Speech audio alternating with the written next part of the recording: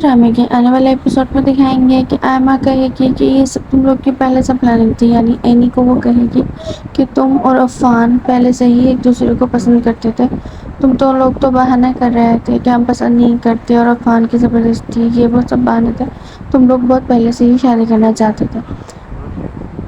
ختم ہو جاتی ہے، دکھاتے ہیں کہ اینی اور عفان گھر میں آئے ہیں اپنا ولیمہ کا فنکشن ختم کر کے اور نیچے ہی سب اس سے لڑنے لگ جاتے ہیں۔ عفان کی ماں کہتی ہے کہ تم گھر سے باہر چلے جاؤ، پر عفان منع کر دیتا ہے، کہتا ہے کہ میرے والد محترم کا گھر ہے اور اس میں جیسے میرے بہن بھائیوں کا حصہ ہے ویسے میرا بھی حصہ ہے اور میں یہاں سے باہر نہیں جاؤں گا، اور عفان اپنی بیوی کو لے کے اپنے روم کے اندر چلے جاتا ہے۔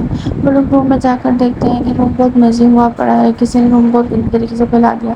عفان اینی کو ایک جگہ بتا کے روم کلین کرتا ہے اور پھر عفان اور اینی باتیں کرنے لگتے ہیں۔ پھر دوسری جگہ دکھاتے ہیں ایمل کو جو اپنی شادی کے لمحات سوچ رہی ہوتی ہے، اس کو یاد آ رہی ہوتی ہے شریل کی کی ہوئی باتیں وغیرہ اور وہ رو رہی ہوتی ہے۔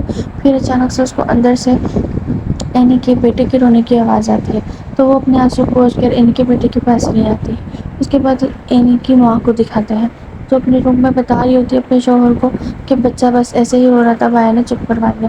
یہاں پر ایمل فوراً سے آ جاتی ہے اور بھڑکانا شروع کر دیتی ہے کہ اینی اپنا بچہ چھوڑ کے گئی ہوئی ہے، اس کو ذرا خیال نہیں ہے، وہ کیسی ماں ہے۔ عفان روم میں آتا ہے اگلی صبح تو دیکھتا ہے کہ اینی پردے کے پاس کھڑی ہوئی ہے، وہ دیکھتا ہے اینی بہت سادی سی تھی۔ وہ عفان اینی سے کہتا ہے کہ تمہیں تیار ہو کے رہنا چاہیے، اب تم میری بیوی بن چکی ہو۔ اینی کہتی ہے ان سب چیزوں کا مجھے شوق نہیں، لیکن پھر بھی میں ریڈی ہو جاتی ہوں۔ اتنے میں عفان ایمل کے ماتا پتا کو دکھاتے ہیں، یعنی ممی ڈیڈی کو دکھاتے ہیں کہ وہ لوگ جو ہے اینی کے گھر ناشتہ لے کے جا رہے ہیں، جس میں وہ غصہ ہو کر اندر چلی جاتی ہے۔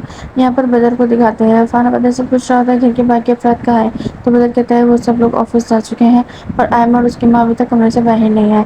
اتنے میں اینی کے پیرنٹس آ جاتے ہیں ناشتہ لے کے اور عفان ان کو لے کے ڈرائنگ روم میں چلا جاتا ہے۔ یہاں پر ایمل اور اس کی ماں کو دکھاتے ہیں جو دوسروں کی برائیاں کر رہی ہوتی ہے۔